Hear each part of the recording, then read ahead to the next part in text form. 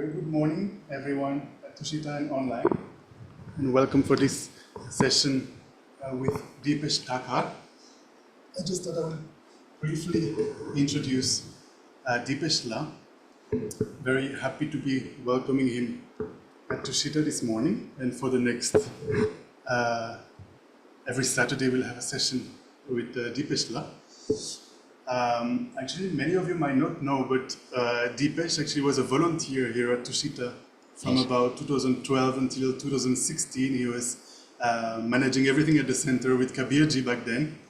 And since then, since 2016, Deepesh has been the chief coordinator for all the Nalanda courses that are happening at Tibet House. And now you have about 6,000 students, if I'm not mistaken. 5,800. 5,800, right? Yeah.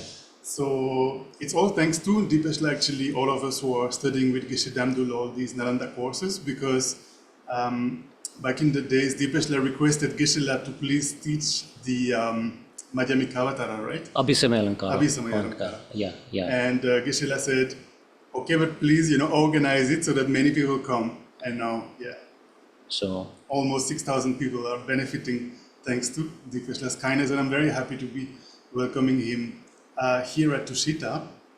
Deepesh has been studying for the last, I think, 14, 15 years the Buddha Dharma, and has a lot of knowledge to share with us. So I'm very happy, and I hope everybody will benefit from this session. Please enjoy. okay, thank you, Nicola. Thank you, everyone. Joining here in person, and I think Nicola has put me on a pedestal in his introduction. It's not, a lot of things are not so true, but a lot of things he said are also true. So I'm just an ordinary person trying to learn Dharma. I feel very lucky to be connected with this center. Like Nicola mentioned, it was back in 2012 that I visited this center first. And at that time, Venerable Kabir was leading the meditation sessions, and there were other meditation leads also. And I was fortunate that he gave me also an opportunity to volunteer for the center. And then since 2016, I'm with Tibet House. And so here we are, and I can see many faces in the online who are from the Nalanda courses. You already know me, I already know you, and some of you probably I'm meeting for the first time. So it's wonderful, and that's the way I remember. I think it was 2013 or 14, Lama Zopa Rinpoche visited this center, and he encouraged all the volunteers that get always new people for talks and get, qualified teacher. They come with their own karmic connection. So when they come with their own karmic connection, new people get associated with the center, right? So that's the way it is. Because of you, probably I'm back here, in Tushita. It's really a joyous moment for me.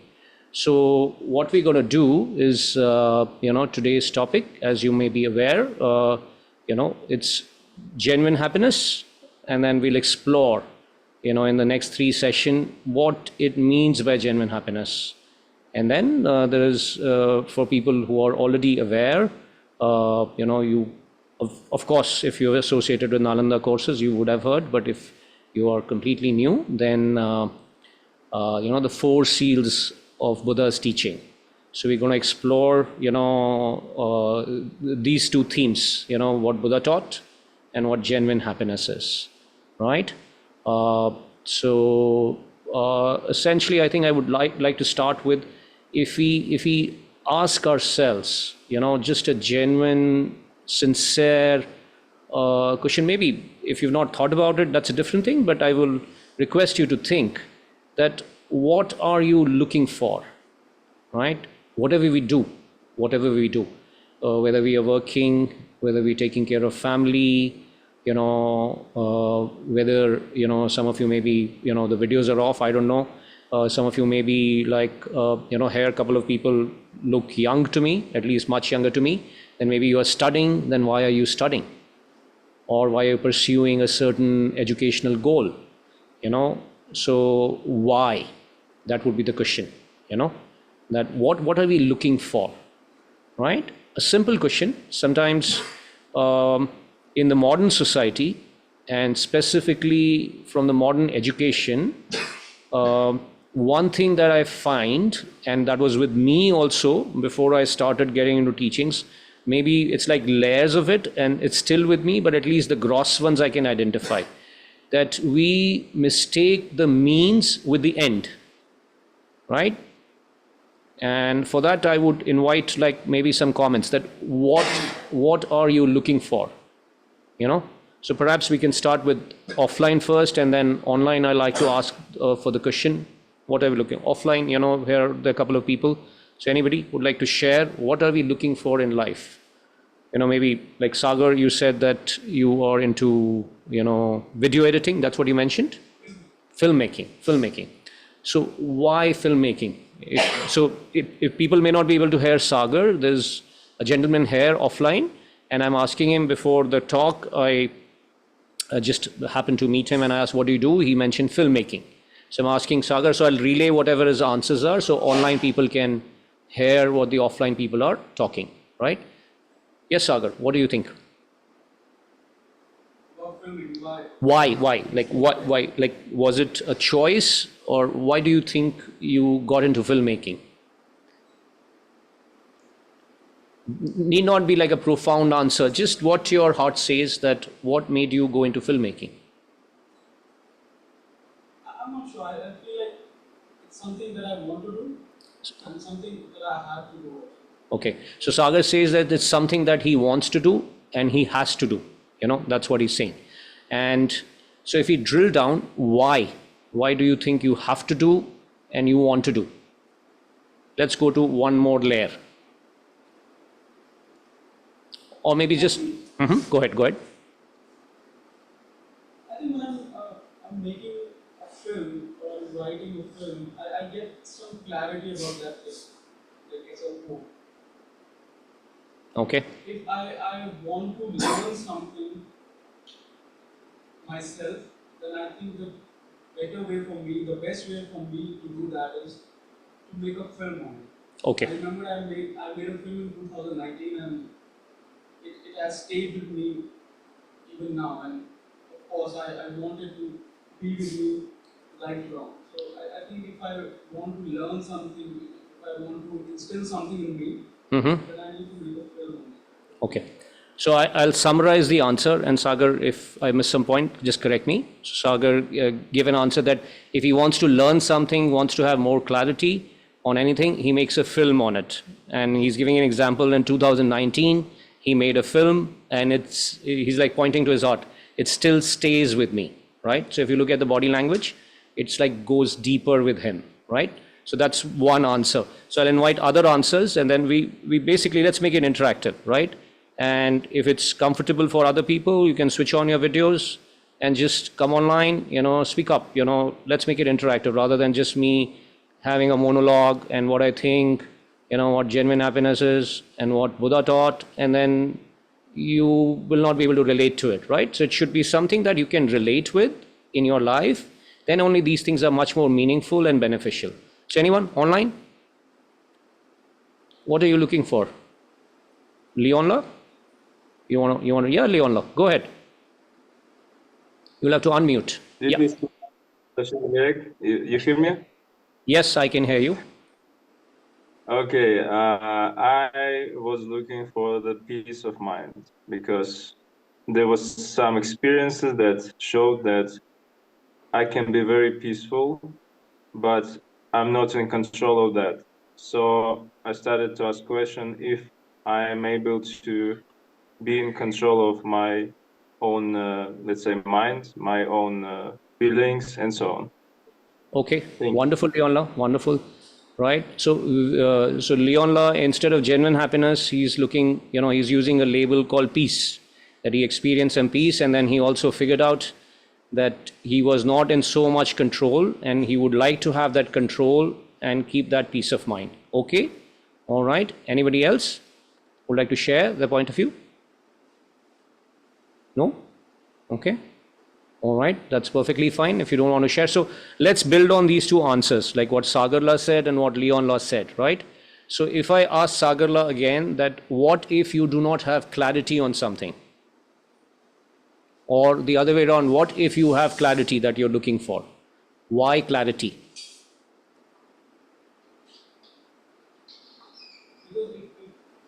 no clarity, then it's mess in my head. I've seen that in my head. Okay. It's just thoughts and images bombarded at me, and I get confused. You confuse it. It's mentally disturbing. Would that be correct? Okay. So Sagarla is saying, I'll just relay the answer, that if things are not clear to him, it's a mess in his head, right? It's mentally disturbing for him. All right. So is this something, or I'll ask both sides of the question. Is it something that everybody can relate to? We don't want mess in our head, right? That's a nice way, you know. I've heard many answers. This is the first time I'm hearing this word. I don't want mess in my head, right? So, you know, people say, I don't want disturbance. I feel emotionally upset. I don't want mess in my head. I like that answer. That's wonderful, right? Mess in, so nobody wants mess in the head, right? You can use your own words, which, you know, echo with your thinking, with your emotions. Like Leonla is using a word that I want peace, right? And that's how this can be more meaningful for you. You have to relate it at your level, right? At your experiential level, not at an intellectual level. Starts with the intellectual level, but it has to go down to experiential level, right? Because we're talking about happiness, right? You know, can you get a blood test done, or like an X-ray done, and say, okay, please tell me I'm happy, I'm not happy? Any such technology? No, right? It's a direct experience, right? It's absolutely a direct experience. I'm happy, I'm not happy. I can be the first-hand witness of it. Everybody agrees, right? So one aspiration is we don't want mess.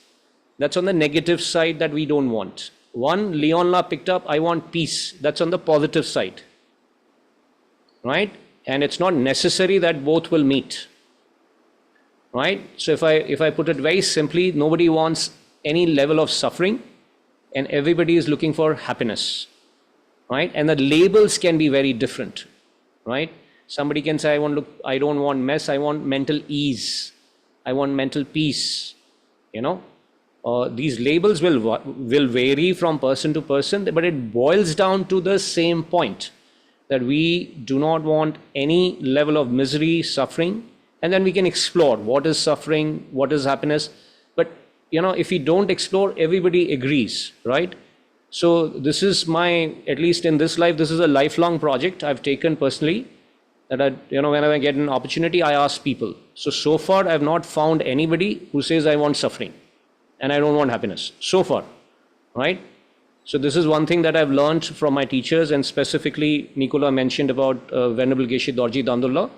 There are many here from Nalanda Courses. He often says that be objective, right? Don't accept easily, don't reject easily, right? Just because I'm saying it, you know, or I quote like, okay, Buddha said it, you know, don't just accept it so easily, and don't be in a rush to reject also easily. If it doesn't echo with your thinking, be open that I heard something, maybe, you know, if I explore it, it may make sense, right? So, you know, like Buddha himself maybe many times he quoted, there's a very famous verse. He compares, like whatever Buddha teaches, he compares with a goldsmith. Let's say you have some gold you want to sell, right? And you go to a shop and say, I want to sell. So the person is not going to take you for face value, that this is my gold ring, what is the value? The goldsmith will rub it, you know, cut it, burn it. There are 3 ways the goldsmith can test the gold, to test the purity of the gold. And Buddha quoted, you know, very similar, the bhikshus and, you know, wise people, you know, just as a goldsmith, by rubbing, cutting and burning, test the purity of gold, you should also test my words and not just accept them on face value. Okay, so this is an extremely important point. Extremely, because if you see, you know, in modern world, you know, whether we are believers or non-believers, even non-believers sometimes, they can create much more problems. Like, okay, science cannot prove this, so it does not exist, right? They take extreme views. Science has its own place, you know, what we are talking has its own place, your own experience has its own place. Nobody is saying that we are against science, right? But science, like for example, like again from my teachings with Venerable Geshe-la, he would say that, let's say you have some kind of illness, right? And you have to go to a doctor. Logically, you'll go to a doctor, and that to a medical doctor. Will you go to somebody like Albert Einstein? That, okay, I have illness, Albert Einstein, you are one of the best scientists. Let's say Albert Einstein was alive. You are the best scientist, so I'm coming to you. Right? So every science stream has its own place. Right? So similarly, so one should have that intelligence, what context, what is being said, overgeneralizing or being too narrow, you are not getting, you are basically not getting the benefit that you can. Okay? So essentially, if I summarize, that what we are trying to say is that there are two aspirations that all sentient beings, and then, right now we relate with humans and animals, but I'm creating a very broad category, sentient beings. Sentient beings are any being which can experience pain and pleasure. They have the ability to experience pain and pleasure in simple terms, right? So we may not have access to other types of sentient beings that are existing, that's fine. So at least we know, like you see around insects, we see around animals, humans, you yourself can witness your own experience that I don't want suffering, I want happiness. And everyone, each and everyone, whether you're educated, uneducated, whether from east, west, any age group, this cuts across all barriers. This is so fundamental, extremely fundamental, that no matter who you are, what type of animal you are, you can test it on animals also, right? So, certain insects, if they get scared, they will pretend they're dead, right? There are certain insects, they will run away. There are certain insects like spiders, they will attack you. Right? They're so small, but they're so aggressive, right? Okay, they're so aggressive. Like if you see a spider, and then like sometimes, in India it's quite common, and in the West probably there are many people who will be kind of having a phobia. I know a few people who have like a huge phobia of spiders, right? Because you're not used to it. But if you grow up in India or these kind of countries, it's like so common, right? And if there's a tiny spider, can't do anything with me, and he's like sitting on my sink, and if I open the tap, the poor chap will die. So I have to do something to remove it from the sink. That guy tries to attack me, right? So it's why attack? Because they are threatened. They feel threatened. They don't like it. So again, the same motivation, that I don't want suffering, and I think I can attack you because you are attacking me. They don't see that I'm trying to save it from the water. That level of intelligence they don't have, right? But you can relate it to the aspiration. The aspiration remains same. I don't want suffering. I want happiness, right? This is extremely fundamental. And in the modern education, in the modern society, we miss it completely. If you have friends, don't judge them. But if you interact over social gatherings and all that, many people will say, I want to become rich. I want power, right? I want this degree. I want that degree. They don't go to the secondary level why. Like the way I was questioning Sagar, they don't. They remain at the Having money, nothing wrong. Being obsessed with money, a lot of things are wrong, right? In today's world, like even today we are sitting here in this center, we have an aircon on, we have lights on, Tushita, in the monsoon, like, a couple of months ago, there was like a heavy downpour, it was flooded, the whole thing has been renovated. Without money, you can't achieve it, right? So let's be practical, money is required, right? But then money is a means to achieve something, right? Like Leonla said, peace. But if money becomes your source of constant stress, then you're missing the point. So in modern society, we mix up the means and the end. And then when we achieve the means, we want more of the means. I want more, I want more, I want more. So if this level of clarity, if we can maintain, with modern educated, the problem would be we'll have to undo this thinking and introduce the new thinking. Right? So it's double the effort. It's double the effort, right? But like Buddha said, you are the master of your own self. You are the master of your own self. That if you say that you're looking for happiness, and if you say you don't want miseries, right? Then, we have to explore where happiness comes from, where miseries come from, what, are the causes. Like, for example, during COVID days, why did we have a lockdown? Right? Why did we have a lockdown? Why did all the governments across the world had lockdown? Because they were protecting that, okay, if people gather, then it can spread, right? They were not praying to, higher beings or gods and other, please, please protect everybody. Prayers were there, but logically, whatever was required in terms of vaccination, in terms of having lockdowns, it was done logically. Maybe they themselves did not know what this is.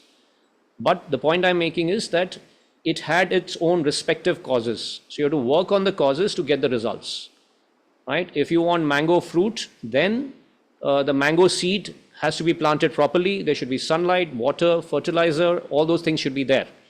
And if those things are there, it takes its time. It's not that today I plant a seed and tomorrow I have like mango fruit, right? Time factor is also there, okay? So now, we have the right to fulfill, right? But then if you see around, there are people, there are dictators, there are people who bully others, right? Then they can justify that, listen, it's my right to bully others, it's my right to torture others, because I want to be happy, right? So let's take it to this next level, that it's a right, but at the same time, will it lead to happiness, right? So whatever we interact with our senses, I'm just making some statements and you explore this. Whatever that we interact with our senses, at least this part, that those all would depend on causes. Like, for example, I'm sitting in front of the laptop, we have this center here, and this is something that I can experience with my eyes, this is coming from its respective causes, that somebody designed the laptop, there was a company manufacturing it, somebody bought it. So if I want a laptop, all those causes should be fulfilled to get me the result, right?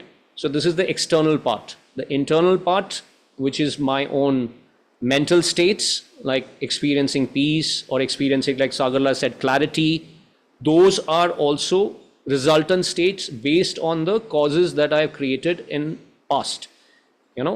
Past means could be a very long time past. Okay. So if we are talking that I'm looking for happiness, I don't want suffering, if this is the basic premise that everybody agrees, and I have every right to fulfill it, then is it necessary that whatever comes in my head and I try and fulfill it, I will get it? I'll get happiness and not get suffering? That is not possible. Why? Because if it was possible, then we would have been happy 24/7 all this time, right? If we were going instinctively, and if we went instinctively, so far, we've been following that, right? Even a small insect follows it, but does it happen? That would be the second question, number one. And then, do I have the potential? Do you have the potential? People sitting here, do they have the potential? Right? For example, I can say that, okay, at my age, let's say I want to be the fastest 100-meter sprint runner, right? I can have this aspiration. Will it happen? Do I have the potential at this age with so much of white hair? I don't have the potential. My body doesn't have it. I have to be young enough to have that aspiration, train well, get good trainers, training facility, have an excellent diet. It should be very muscular person, right? Okay, so if I can evade a mad dog trying to run, after me, that's sufficient.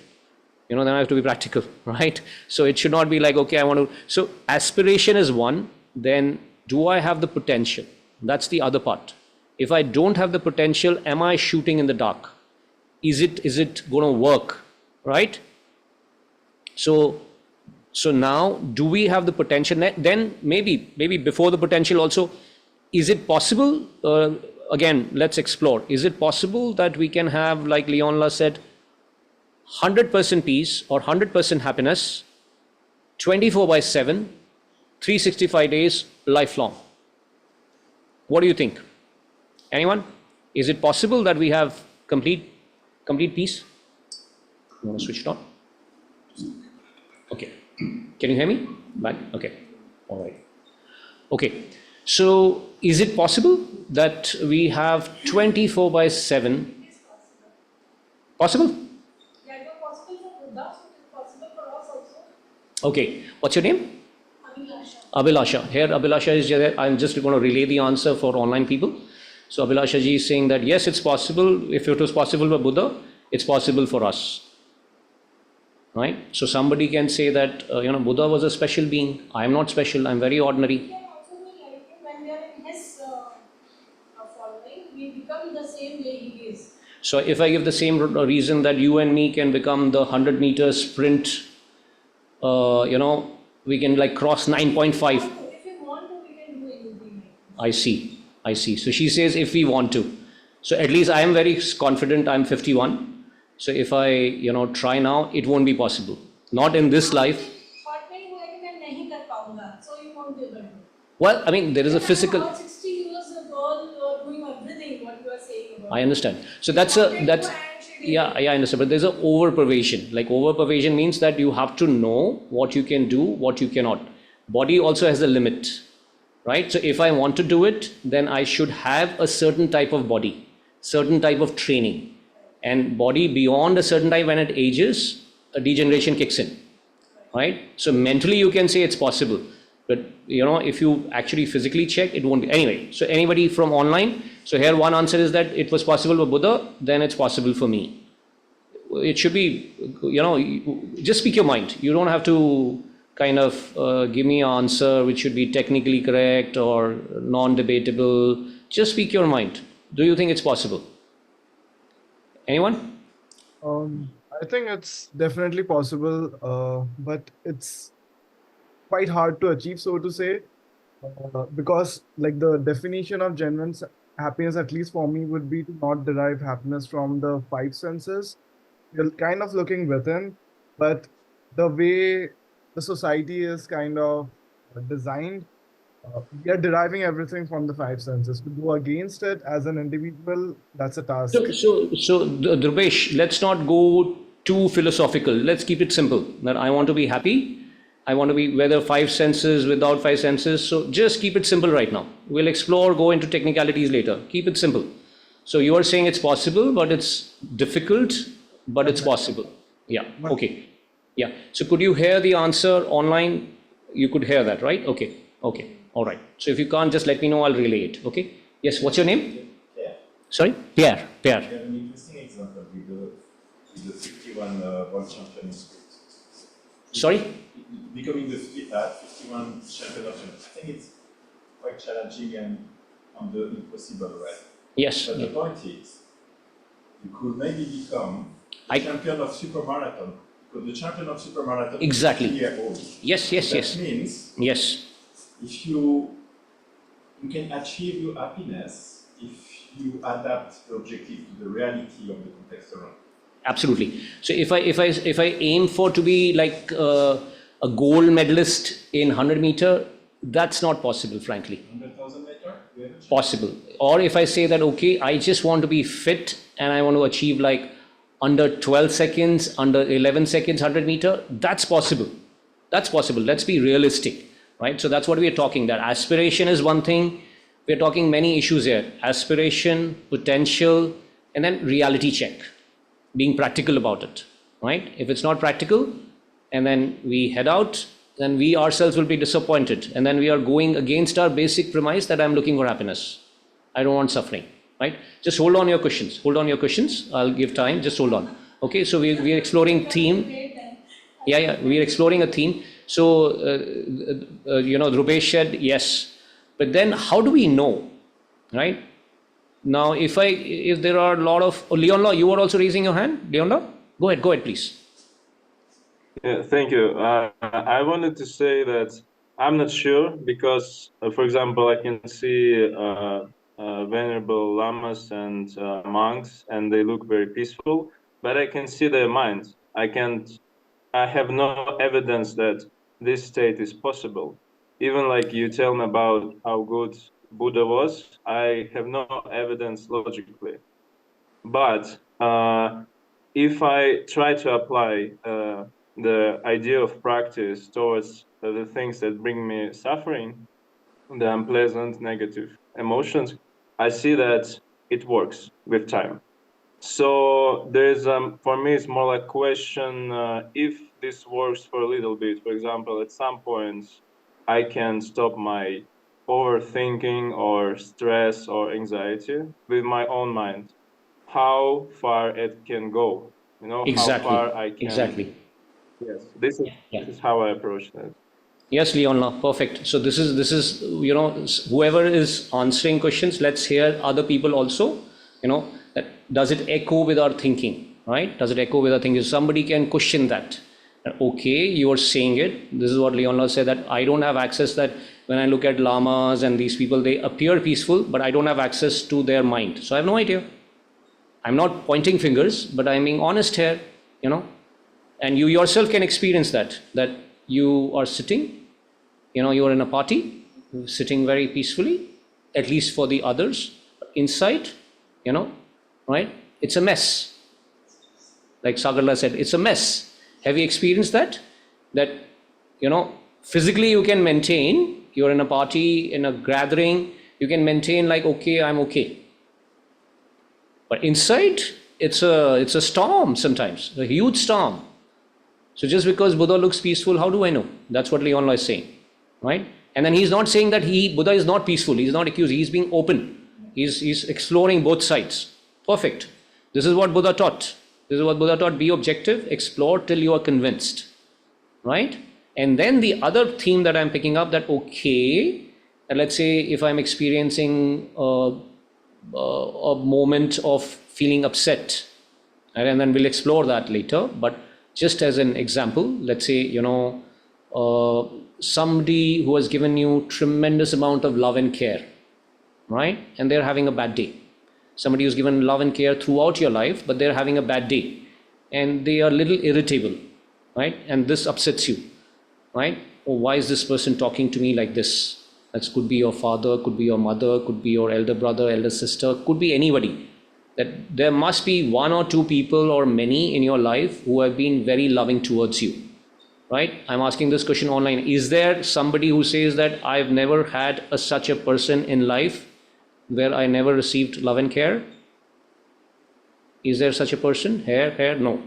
So we all have the experience of receiving love and care. Such a person is having a bad day. So somebody talks to you little rudely or little higher voice, higher tone, and you feel upset. At that time, I'm building on Leonla's answer. If you're able to reflect the kindness you've received, the care you've received in that moment, your mind will calm down. Guaranteed, right? That you're able to reflect that I've received so much of kindness, they're having a bad day, right?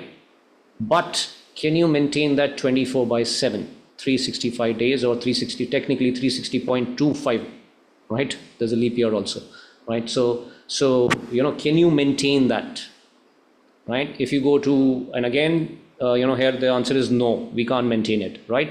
And then if you go to a psychiatrist, counselors, there may be counselors and psychiatrists there, no offense to you, but in your system, many of them would say anger has to be managed. It cannot be uprooted forever.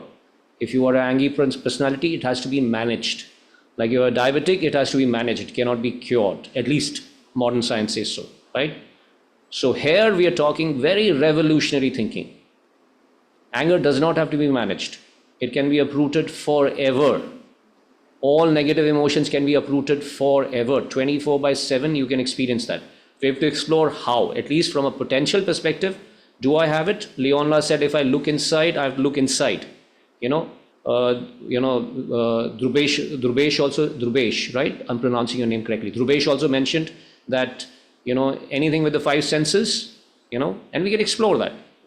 He's proposing this. Anything with the five senses, it's not genuine happiness. I have to go inside. That's what he's saying, right? Is that true, right? From a potential perspective, the answer is yes.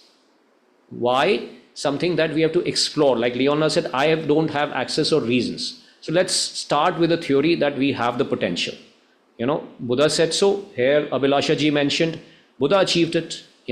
Buddha achieved that 24/7 throughout all. And if you That's another question. Maybe I'll throw this, then questions will come. That if we are able to logically establish rebirth, then not only this life, all lives from now, if you experience that level of, peace that Buddha experienced, guaranteed. And you can logically establish, not because I'm saying. Like Leon said, how do I logically establish that? With reasons. With reasons that you yourself are convinced. Okay? So faith, if you have faith, then everything. Surrender and the faith. Hang on, let me build whole thing that, just hold on your questions and comments, because then the flow is broken, right? Then okay, all right? But I wanted to say this, like... Yeah, sure. I'll allow all the questions, just hang on. So now the other thing is that, the other point is that there are many systems or many people who believe like in miracles. Here we are not talking about any miraculous power that you go, somebody will bless you on your head, and then boom, you are like 24/7 peace. It doesn't work like that. It's an effort, it's based on training, right? So when we're talking about training, what are we talking about, right? So in training, we can divide things into three categories or three levels. One is basically what, like right now I'm talking, you're listening to me, right? You may pick up a book, you may listen to a YouTube video. There are people from Nalanda Courses here. You can join such a course, and get some kind of, information. So the first level is the level of learning, right? The first level. You learn something. Then second, you need to reflect on it and think about it, right? That you have to think about it. Does it echo with you, right? So here, like Abhilasha ji just mentioned that faith, it echoes with her. Here, Sagarji is sitting, he's saying that I'm working where things are more clear to me. So that's your own thinking, Leon La would work on based on peace, right? So those are your own thinking, or you're carrying from the past, your own thinking. It has to echo with that. So that's a level of reflection, right? So for example, a simple example, how do you know, let's say, that I'm holding two things. This is something that I strike the gong, and I have a pen. So how do you know these are two, right? So it's just so obvious, two. But to a small child, if you teach counting 1, 2 for them, they have to learn initially, right? So if I say this is 1 plus 1, this is like 5. It doesn't make sense, right? You don't need me to tell you this is not 5. You are convinced 1 plus 1 is 2. Right? So why? You would not quote, like if you were a 3-year-old, you may hear an answer 1 plus 1 is 2. Why? My teacher said so. You will hear that answer. My teacher said so. Or my father said so. My mother said so. Somebody taught me. If I say 1 plus 1 is 5, if somebody in this group or online says my teacher said so, something is wrong. Something is horribly wrong, right? We know it. We are convinced. How? That's your own knowledge now. It's not initially somebody taught us, then it becomes your own knowledge, right? So that is the second level. You learn intellectually something and you're convinced, and that becomes a second level, which is the level of reflection, that I'm convinced about it, right? We may be convinced about a lot of things right now. It doesn't mean that you're convinced it's your correct conviction. We carry a lot of things based on our modern education, based on our upbringing, based on our culture, based on certain books we've read, based on our influences, may be correct, may not be correct, right? Okay. And the third level, which is missing in the modern education completely, I would say, third level is the level that we take it to our experiential level. We take it to our experiential level, which is called meditation. Meditation has in the, again, modern society, there are a lot of, I would say, wrong perceptions about it. Meditation means just sit quiet and just calm yourself. That is an extremely small part of meditation. And we'll explore later why. But, this level of thinking that I was saying, that somebody who's been kind to me and is having a bad day, if you have meditated it well, when that person is even shouting at you, you will be able to retain your thinking that this person has been kind, right? This is not just calming yourself. You are actively engaged with somebody, yet your thinking does not change. And that thinking or that experience is based on reality. Somebody who's been unkind to me in reality, and I keep saying he's been kind, she's been kind, that's also incorrect, right? Your reasons, your experiences should be based on reality. And that reality should echo with you. Reality also has many levels. Okay, so these are often, and this is nothing related to, there should be no ism. I was about to say that, Buddha taught in Buddhism, you will find mention of 3 levels of wisdom. Wisdom of learning, wisdom of reflection, and wisdom of meditation.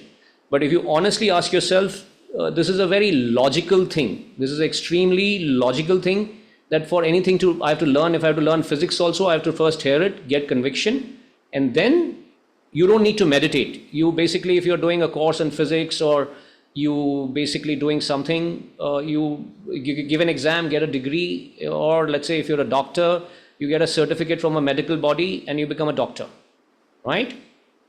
But like you're talking about doctors, some like surgeons and all that, they're so skilled because they've experienced or they've practiced it so much that it becomes part of their being, right? So there is somewhere in certain professions, you will find like in sports, and Pierla was telling me about, like, let's say if I want to go for a longer race, that you practice. So this is practicing what we are learning. Why? Going back to the basics, I want to experience happiness and I don't want suffering. And if possible, if I add, I want to experience 100% happiness and 0% suffering. I can add numbers also, right? Okay. So, and like I mentioned, there is no ism about it. There's no ism. This is just purely practical for your believer, your non-believer, you belong to any religion, any mindset. You can follow these steps and you get benefit. That's the basic idea. It's not complicated. Here, nobody is trying to say that, okay, everybody has to become. Buddha himself did not try to make everybody a Buddhist. During Buddha's time, there were no Buddhists. Right? During Buddha's time, what Deepesh said, the word used was insiders. Followers of Buddha were not Buddhists, they were insiders, they look inside. Right? So that's the connotation, that if I want happiness, then I have to go deeper, and then, you would find that yes, there are external conditions, there are internal conditions. For a sound of a clap, I need both hands, external, internal. Right? For miseries to arise, this again, sound of the clap, both is required. But I remove one hand, no matter what the external condition, there's no sound of the clap. And sound of the clap is like a metaphor for misery.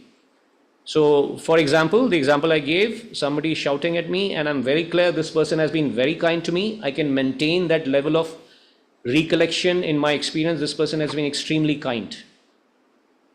If I maintain that, theoretically you will agree, it's impossible for you to feel mentally upset. Impossible, right? And then there are levels to it. Like, okay, I feel somebody's kindness. Now I want to return that kindness also. And then how I want to return the kindness. Do I have the means to return the kindness? There are these levels, but at least theoretically, we keep it simple. Like I said before, let's keep it simple. And if I can retain that, okay, this person has been so kind to me, and that's fine. This person is having a bad day, no problem. I will not react. I will not respond. You will be able to maintain your peace. Okay. So then the question arises that why are we, if we have the potential, then why are we not experiencing? Why are we not experiencing this 24/7 happiness? Why do our mind experiences mess? Even for small things. Why? Right? And this is something again to explore, that there are often His Holiness the Dalai Lama, in many of his books and talks, would boil down to 2 things. That we have extra self-centered attitude and we are disconnected with reality. I'm going to very root causes right now. There are causes above this also, but we have extra level of self-centered attitude. Like, for example, the example I gave of a dictator. Right? He says, I want happiness, so I'm going to make life hell of people around me. I'll do what I want. I have the power, I'll do what I want. Right? So that kind of a sadistic kind of, happiness is not genuine happiness then, right? We're talking about genuine happiness, then we'll explore, right? So this extra level of self-centered, I'm not judging anybody, including myself, we all have it. We all have it, right? And I'll explore, slowly I'll explore that why. So this is something that we all have it, self-centered attitude per se sounds negative in our modern day language. But this, if we agree that I want happiness, I don't want suffering. I'm talking about whom? I don't want happiness. I don't want suffering. I want happiness. I did not say you. Nobody interrupted me and said, no, Deepesh, please stop. Why are you talking about me? Nobody interrupted me. And I've attended many classes, Nicola here, Ajirji's here, many online people. None of the Nalanda course participant ever interrupted any teacher. Please stop, you're talking about me, please talk about others. Did anybody interrupt, Nicola? Do you remember any of your retreats, classes? Ajirji has most experience. Ajirji, do you remember anybody interrupting any teacher and saying, yeah, Ajirji? No? No, Ajirji also says no, right? So this is a clear proof that we have the self, we are concerned about ourselves. Nothing wrong. This is positive, this is correct.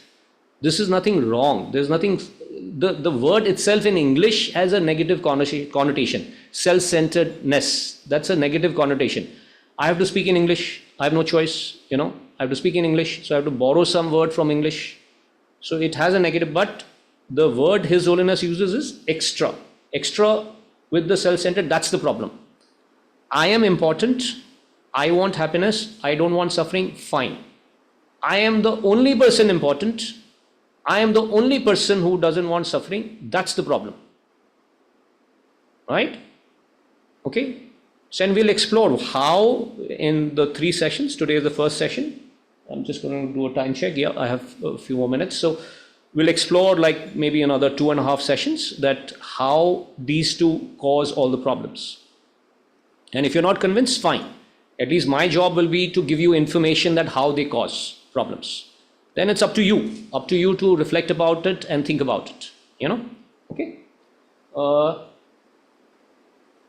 So then, here there was an answer that Buddha experienced it, though we all can experience this infinite happiness and 0% suffering. So let's explore a little bit about Buddha's life before we go into the 4 seals, right? So there is a traditional story which most of you may have heard that, he was born as a prince, and then during his birth also his father consulted an astrologer, and his astrologer had predicted that either he'll become a great king or a great saint. And the king was very concerned that he should not become a great saint, he should take over, the kingdom.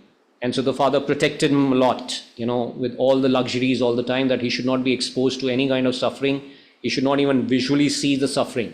So they tried a lot, right?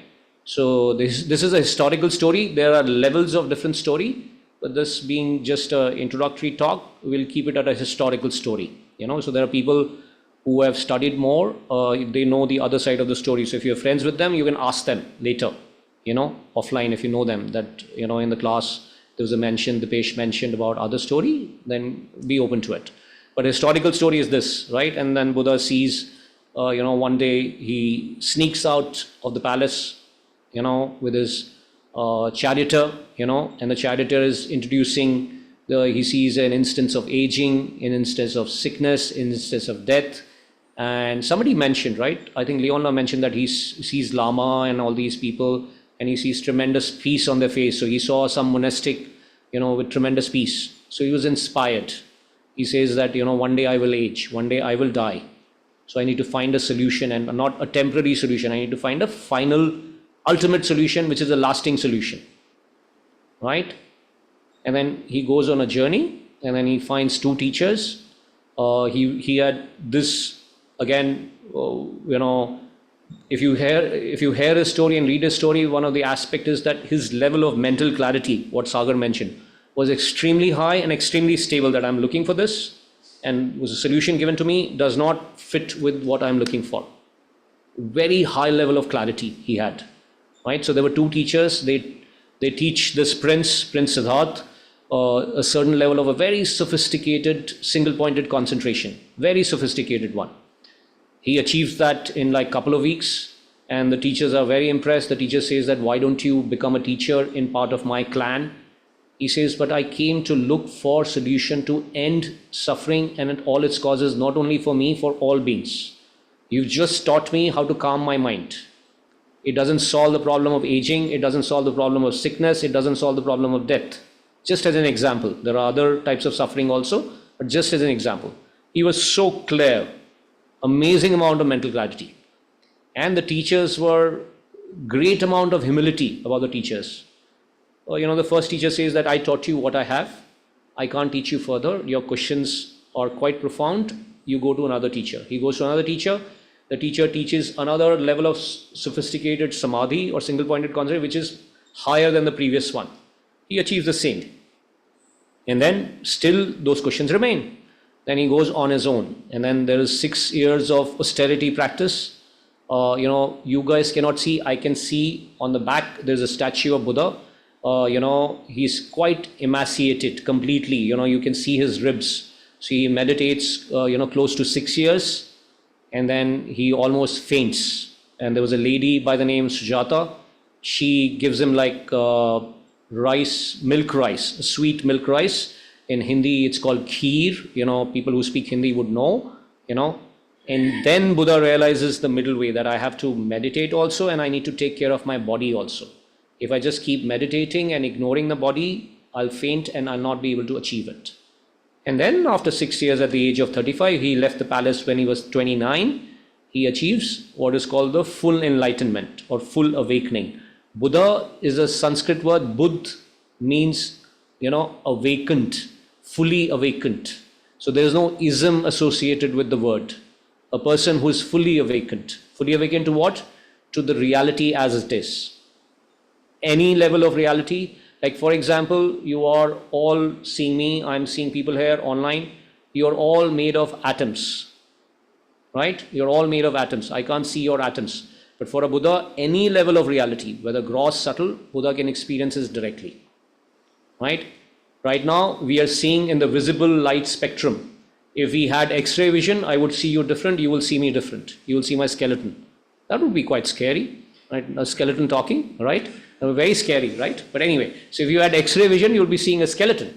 So for Buddha, all levels of reality in a single moment, everything is as it is, right? So this is Buddha's brief biography. And then all the time, it was not that I'm looking to end suffering, aging, sickness, death, all this for me and everybody.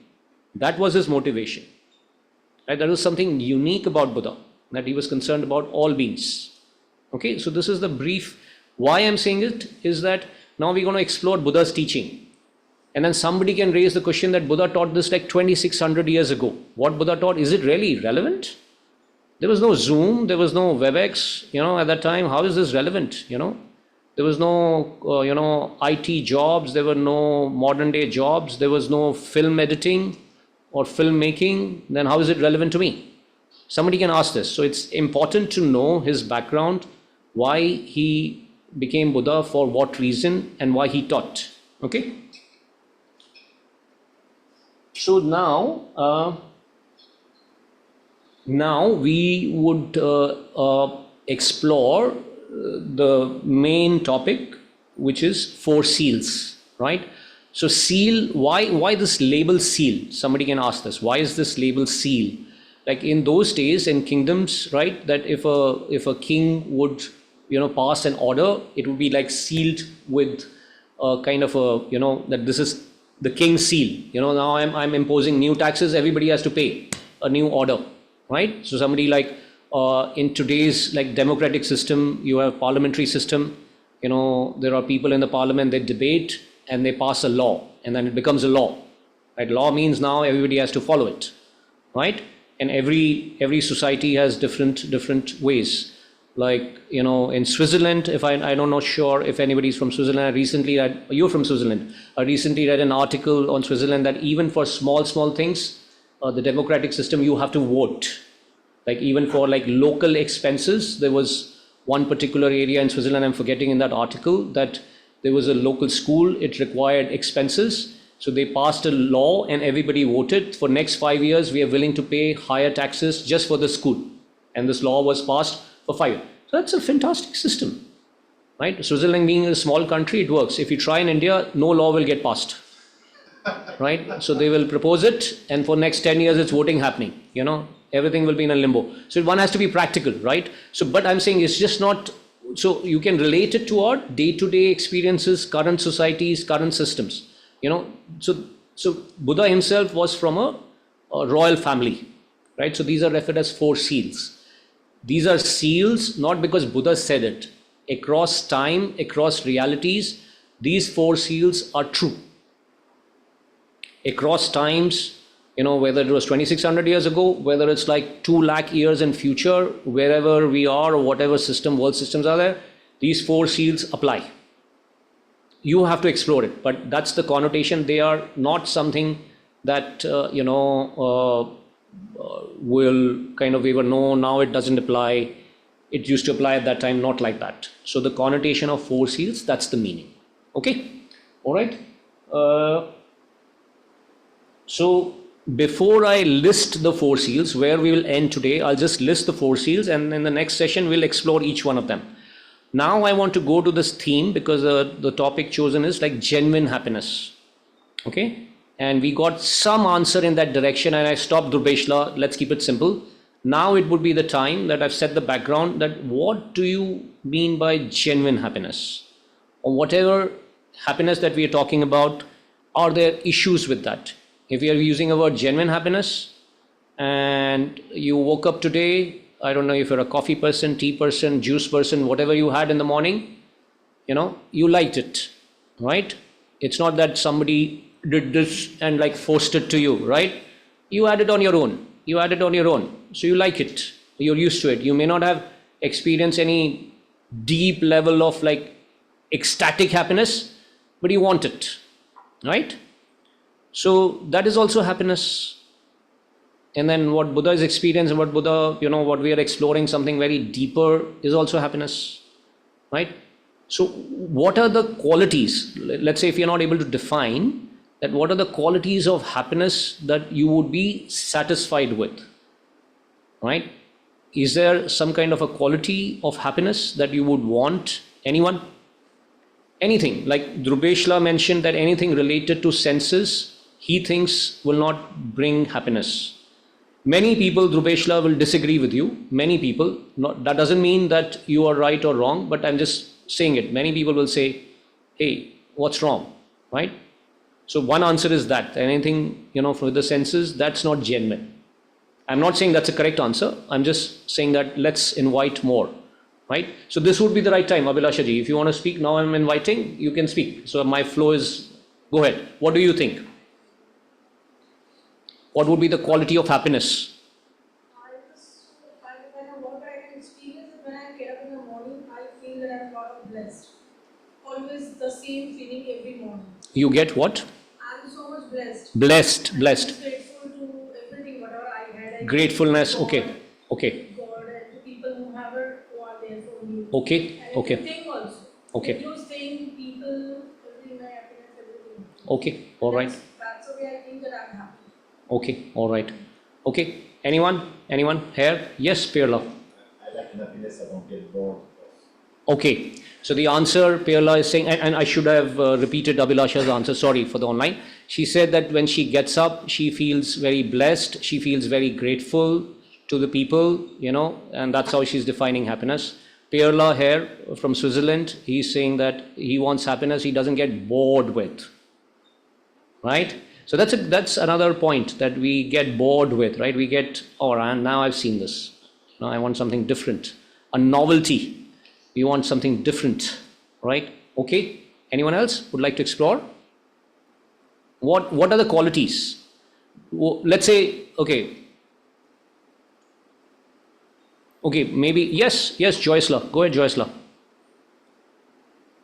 So, Deepeshla, I would like happiness that is more stable, something that doesn't change sporadically, or sadness doesn't happen so sporadically, something that is more stable and in control of myself, something that Okay. I can control.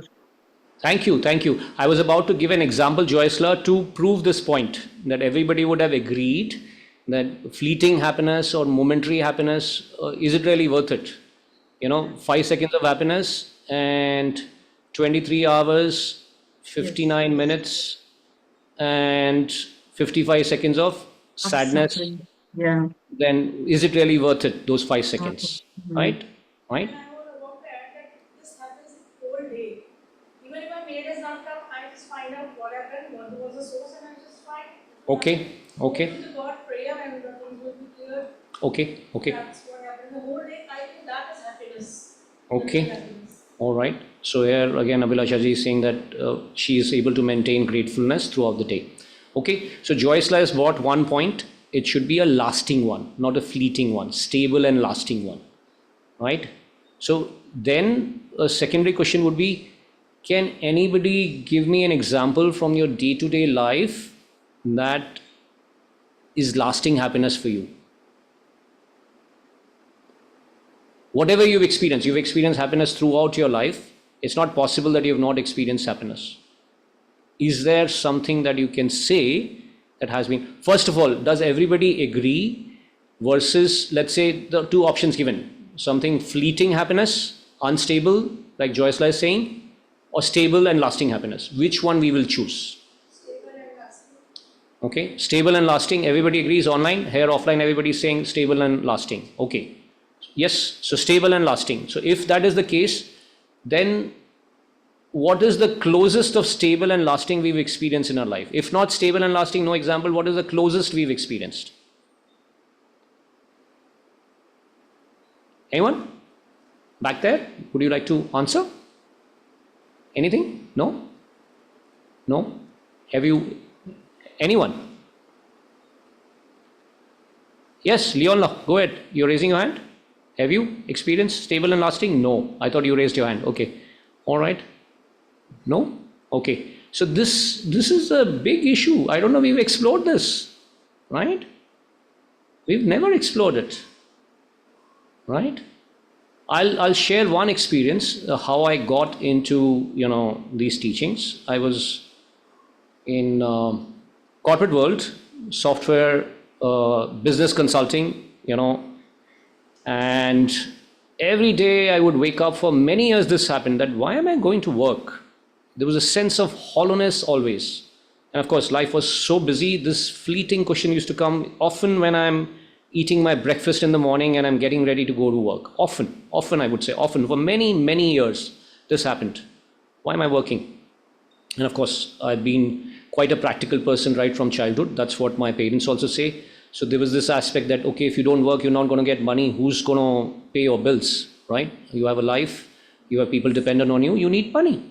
So that was the answer, but it was very hollow. Okay, money everybody earns. What's the big deal, right? And then on one of my birthdays, my wife happened to present me the book Art of Happiness by His Holiness the Dalai Lama and Howard Cutler, Professor Howard Cutler. Excellent book, Art of Happiness, right? And I read that, and then His Holiness is saying the purpose of our life is to be happy. I never thought it like that. It was like a, atom bomb in my thinking, right? And just reading that book, many of my close friends said that you're a changed man. For a few months it lasted, but then I got busy with my work life. So when people who are close to you, this is not a only barometer that you're trying to transform yourself. People don't know that you're trying to transform yourself, right? So you may be making huge attempts, but from the outside, your behavior, many people will say, oh, you're the same person. You go to the meditation center, you still get irritable. You are this and you are that. But from your side, you're making an effort. You're making an effort. So others may judge you, others may not. But at one stage, if you constantly try, small changes start happening. And when those changes start happening, often the people who are closest to you will notice it.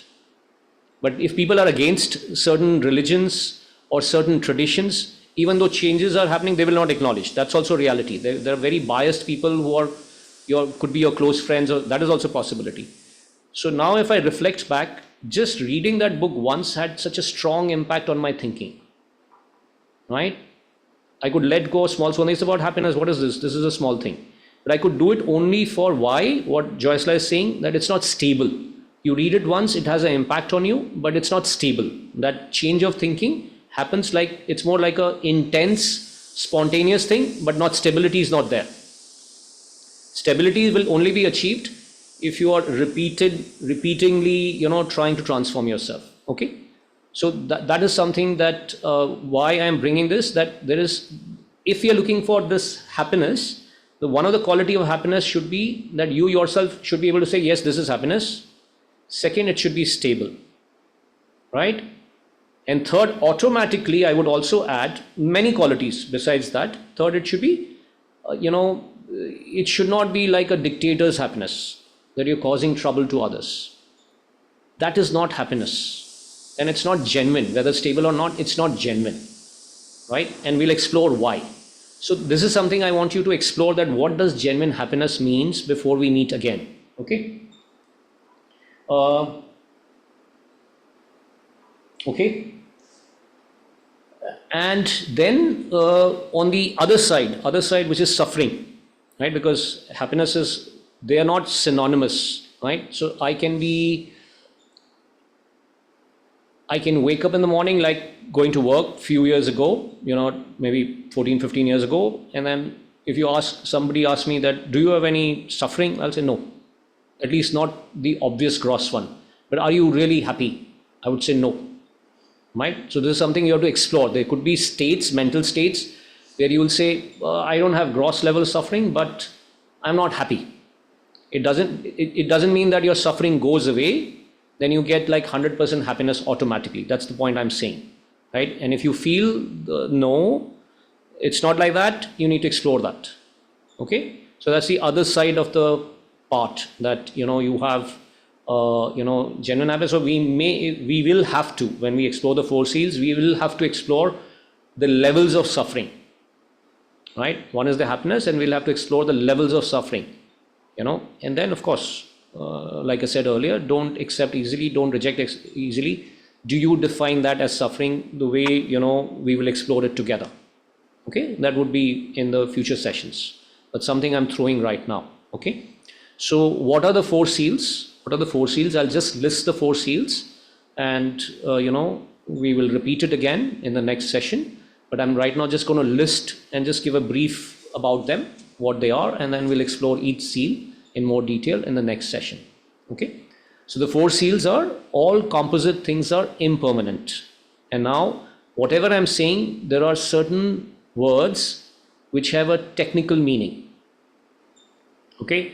So often, like I said earlier, I have to speak in English, so I have to borrow words from English. When I borrow words from English, they're also used in day-to-day English. And when they are used day-to-day English, they're meaning the way you use it in day-to-day English versus the way, in a technical context, there's a difference. So be aware about that, right? So in many teachings, there is a analogy of three pots, right? So all the learners can be classified into the three pots that we should not be. How?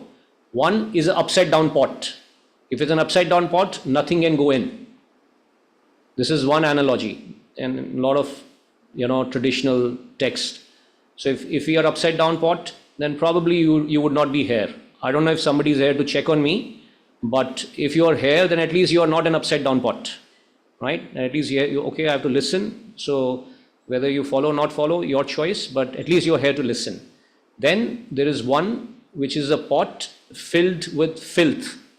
So it's already full. It's not upside down, but it's already full with filth. Okay.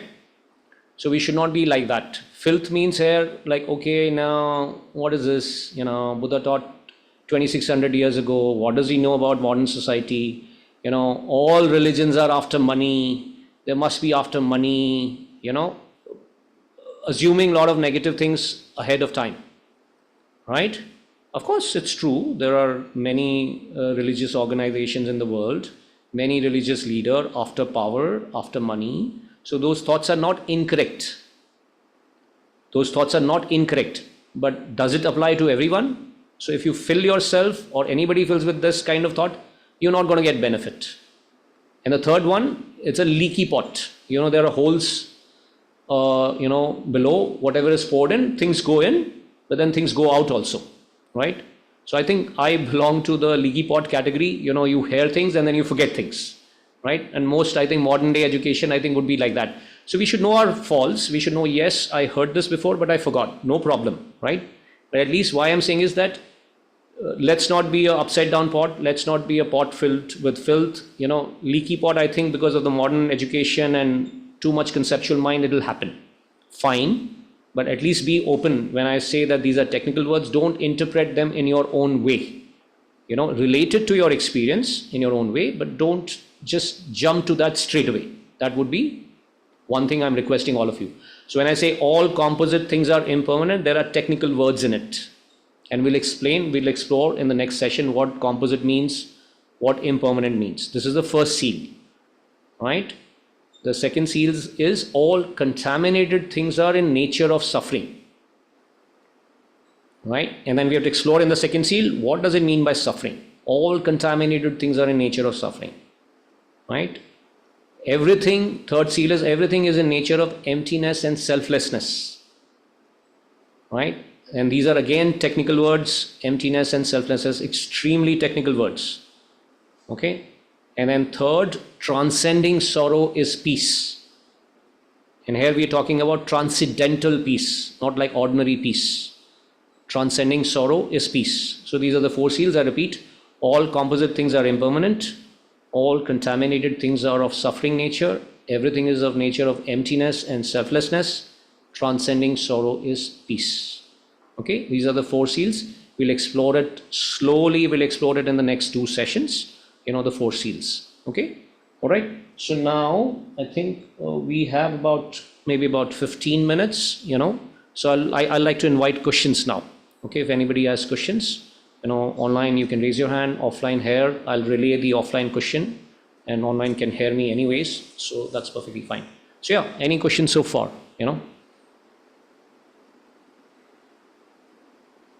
Okay. No questions? You understood everything or you did not understand anything? Either of the two scenarios.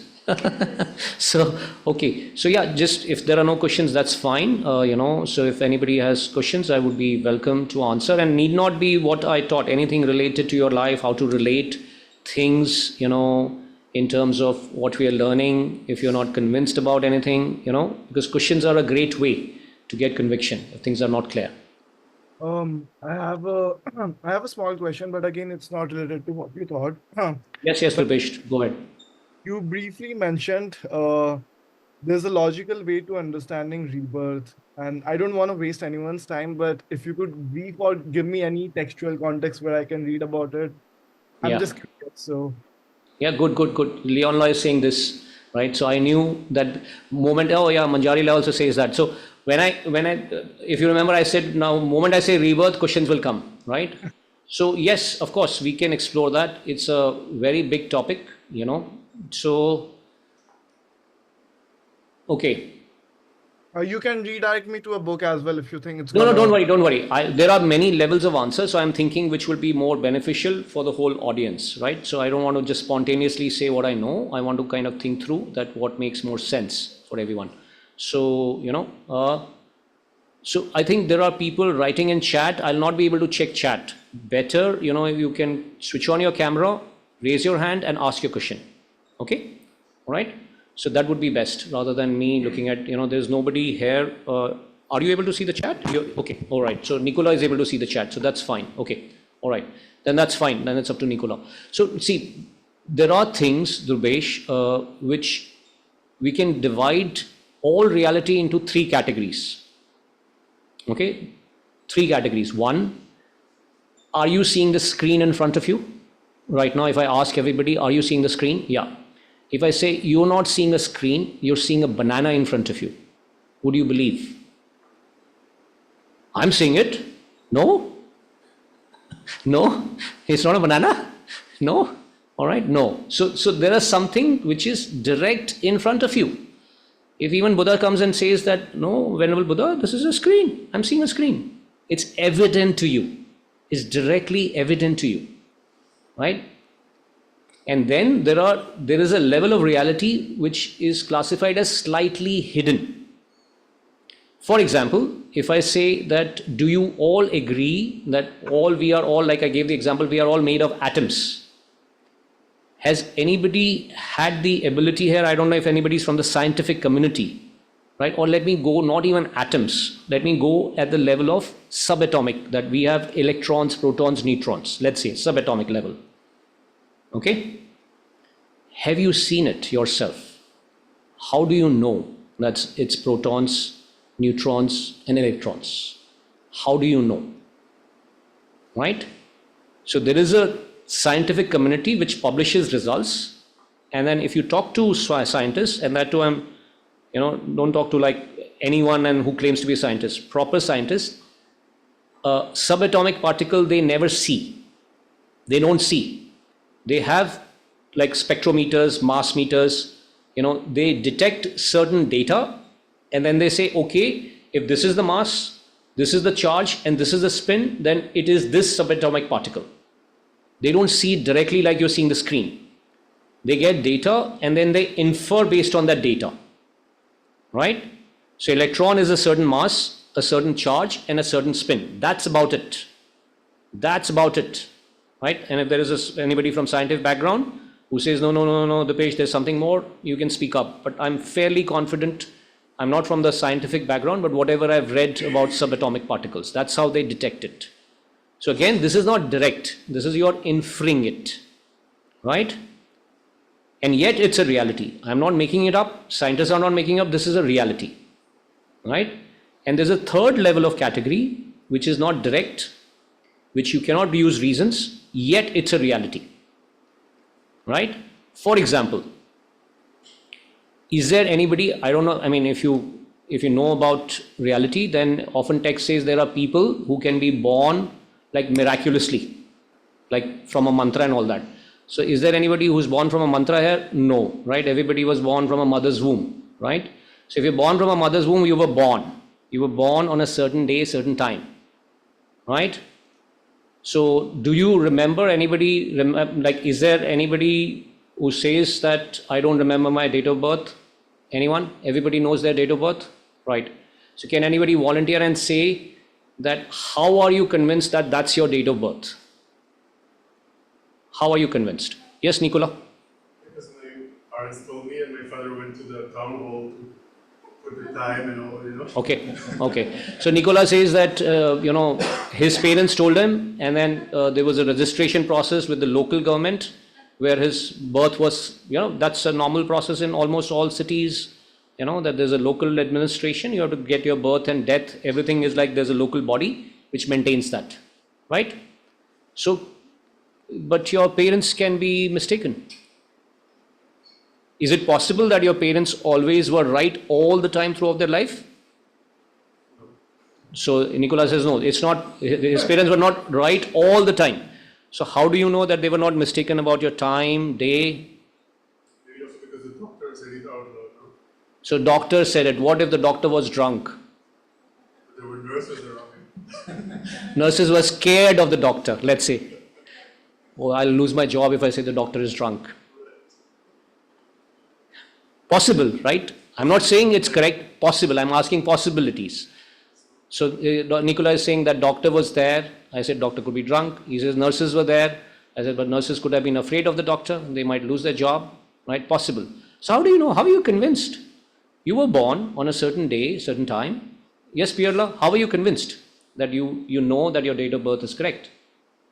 I'm looking for one answer. After that, I cannot ask questions. 100% faith, trust. You have 100% faith and trust. Abhilasha ji is saying 100% faith and trust in my parents. Why would they lie to me about my date of birth? Right? So this is the third level of reality. There are many such realities. Date of birth is just an example. There are many such realities which we we have it, we've been carrying with us, we believe in it, we have not explored it. This third level of reality, science will not explore. Modern science will not explore. No way modern science can explore, because we're talking about, I trust this person and this date of birth is correct. The second reality, which is slightly hidden, there are things which science explores, there are things which science does not explore. Right? So rebirth falls in that second category, that you can logically, with reasons, establish it. Right? So, and His Holiness often says in one of his talk, I think he said it, that if it is conclusively and logically proven, there is no rebirth, I would be the first person to accept it. And it's so open that if scientists can prove it, fine, the text could be wrong. Why should I say that, oh, in my text it is written so?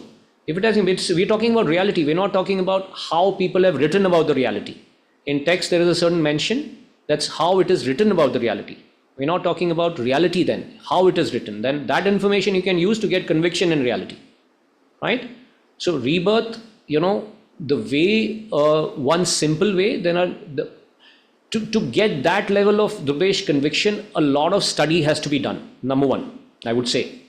Even if I give you certain book names, it won't be possible just to get conviction from the book. Second, we are talking about our mind, mental experiences. If there is rebirth, I'm not saying there is rebirth, I'm saying if there is rebirth, then there is something that should travel from one life to another. Do we agree? That's how rebirth should be. There should be something that travels from one life to another, if there is rebirth. So for sure, body cannot be there. Body is left behind, that's so gross, right? It's cremated. There are, based on religion, based on your tradition, various things are done with somebody who dies with their body, right? So there should be something which travels from one life to another. Now, what is that travels from one life to another? That's debatable from different traditions to traditions, right? But here, what we are learning, there is a huge emphasis on the empirical reality. What does empirical reality mean? What you can experience yourself, right? Like I said, if you know you're happy, I don't need a scientist to come and say that you're not happy, you're happy. I can experience myself, right? So this empirical reality, we are talking about the mind. And mind is not same as, in a lot of traditions, there's a lot of things that is mentioned. It's not same as like soul or atma. Here we're talking about something you can empirically establish, right? So to get that level of conviction, you need experiential, understanding of the mind, which takes time. This is not bookish knowledge, right? Logically, I'll give you some reasons for rebirth. Like for example, let's say this particular laptop that I am on Zoom and this particular microphone, people are able to hear and offline. At one stage, 40, 50, 60 years, 10 years, it will become defunct. Some new microphone will come, some new person will come, some new laptop or maybe new devices will come, right? Maybe AI device would be there, just wear the glasses, nothing else is required. Everybody is seen, you can see me, you can hear me, something like that. Or whoever the person, 50 years after today, I am guaranteed I won't be there. Right? I'm not going to live for 100 for sure. Okay. So somebody would be there 50 years. But then this particular substance of the laptop, it doesn't disappear. It is made of atoms, so it may be transformed into something else. It may be recycled.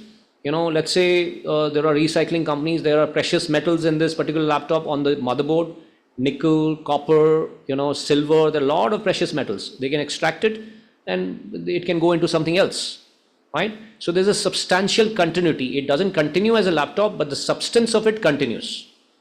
Similarly, when I die, there is something within me which goes from one life to another. That what goes into one life to another, that's my mind. And mind is something which is not, which does not have a physical thing. So something that we have to explore. If it's not physical, but it has the continuity. My current moment of mind is based on the previous moment of mind, right? So 15 billion years ago, there was like a big bang. And, there was just the plasma, and then from that galaxies were formed, the substances that we interact with, minerals, heavier metals and things like that, heavier, so there's a substantial continuity and transformation going on. So similarly, mind can only arise from the previous moment of mind. And substance can arise from the previous moment of substance. There's no miracle. Somebody can't do this and say, okay, mind is created. Okay, now something is created, right? So one should get conviction in cause and effect. If you see around, number one, there are a lot of aspects to establish rebirth. One should get conviction that yes, okay, from apple seed, apple fruit comes. From apple seed, mango fruit doesn't come. There's a cause and effect and proper concomitancy is there. So like that, if there is, I get conviction that through experiences there's a mind, it can only come from the previous moment of mind. People here who are listening to me for the first time will not get this conviction. It may sound very theoretical, but when you meditate, you will get, slowly you start getting conviction. Okay, so this could be one. And then you asked about the book. Now, there are many texts which are written by Nalanda masters. It's not like a modern day book that you pick and you read. These books and these texts are extremely dense in terms of their meaning, and these meanings have to be unpacked by qualified teachers. So if I even give you a book, you read it, you will not get most of the things. Right? So the book mentioned often by my teacher is, there was a great Nalanda master by the name Acharya Dharmakirti, and the book is Pramana Vartika, right? The treatise of the valid cognition. And in that chapter 2, Acharya Dharmakirti logically established rebirth. I can give one reason, like, okay, I know a small kid, he's 3 years old, he can remember his past life. He doesn't give such a reason. His Holiness does not give such a reason. Why? Because then today there could be an honest kid who is saying, I remember the past life, and there could be somebody with a ill will can just create a story that, oh, this kid remembers the past life, and then he's a very, very divine person, and they start collecting donations. Quite possible, right? So this level of reasoning that this kid remembers past life will only work in close circle whom people trust them. But the way Acharya Dharmakirti addresses rebirth with reasons, everybody can get conviction, right? So I would strongly encourage that we study this systematically from a qualified teacher. Just don't pick up any book and read it. You will not get it. I will not get it even if I read it. I'm no different. Rather, we'll form wrong opinions about it. So a proper qualified teacher, there are many here from Nalanda Courses, and they can validly say that if I read the book on my own without Venerable Geshe-la's teaching, I would not have understood it, for sure. Right? So I would also encourage, Tibet House, we're going to start a new batch of Nalanda diploma course. The registrations open on 2nd of September, and the teachings are from 2nd October, So you can go tibethouse.in/NDC, you will see all the details there, So that would be one way. And I'm just not encouraging that people join Tibet House. Any organization, like this is a FPMT associated center. There are many FPMT centers where there is like a master's course, discovering Buddhism. There are various levels of courses that if you feel more comfortable, go there. There should be a qualified teacher, little bit of systematic study should be there. Then one can go in the right direction. Okay, Dhruvesh, thank you for your question. So yeah, I think I can see. Yeah, Dhruvesh, go ahead. I'm just saying thanks a lot for answering. That's very detailed. Appreciate it. I mean, it was a question that I could not avoid details. There are certain questions I can give like a short answer, but this required I had to think through and then give the answer. So there was a virtual hand from Smriti. I think Smriti or somebody raised a virtual hand, and now the hand is off, right? Okay. So, okay. Yes, yes. Any questions here? Sorry, yes, Smriti. Yes. You have go ahead. Yeah. Actually, I just wanted to know what is the difference between peace and happiness, like in terms of qualities. Okay, very good. Difference between peace and happiness.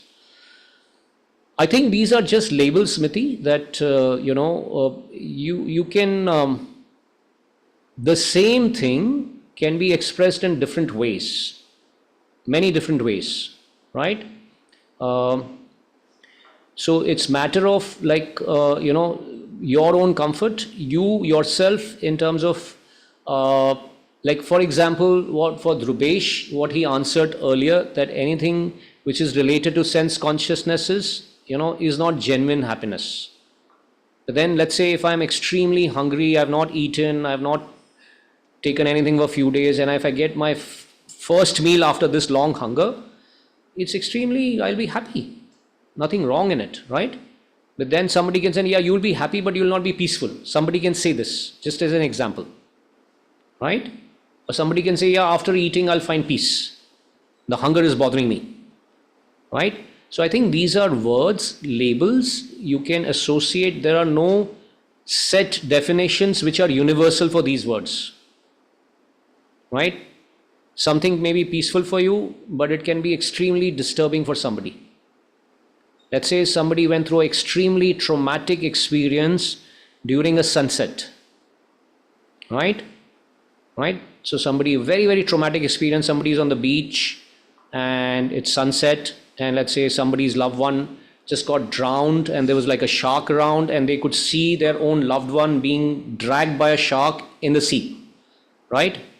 And if I ask somebody, what's something that is very peaceful for you? I'm sitting on the beach and I'm seeing the sunset. It's very peaceful for me. And for the other person who went through trauma, the same sunset will trigger like a panic attack, probably. The same trauma will be triggered, right? So there's no set definition per se. You have to understand the concept that, okay, we are talking about, our day-to-day experiences, happiness, they're very fleeting. They're not lasting. I'm looking for something lasting. If your mind echoes more with happiness, go with happiness. If your mind echoes more with peace, go with peace, right? Labels are labels, you can describe it in any ways. Okay? All right? Yeah. Okay. Yeah. All right. Okay. Thank you for your question. So I think we're almost done, right? So probably, I think I didn't start with the motivation. Usually we start with the motivation because I think this was the first session. Now I think you understand. So going forward, at least we can dedicate. Dedication is what? Whatever, let's say there is a positive energy. We are discussing about something long-term happiness. We are discussing about not like, having a happiness like a dictator. We're thinking about others implicitly, explicitly. These are extremely positive things. You had 101 million things to do. You decided here to be here. That's also positive. So we dedicate, and that's a good way. So from the next session onwards, I would also set a motivation and then do a dedication. Okay. All right. But since I broke the ground, it's easier for me to go for the dedication.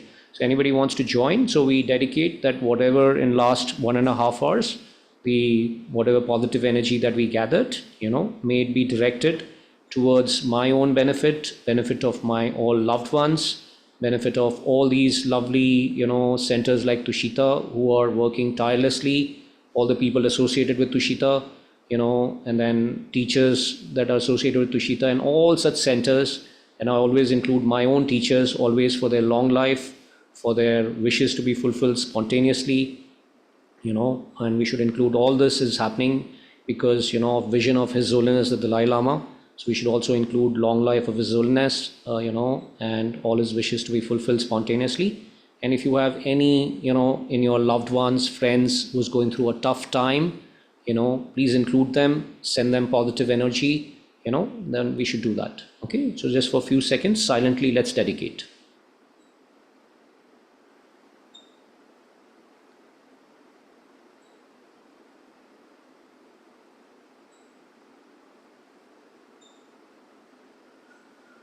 Okay.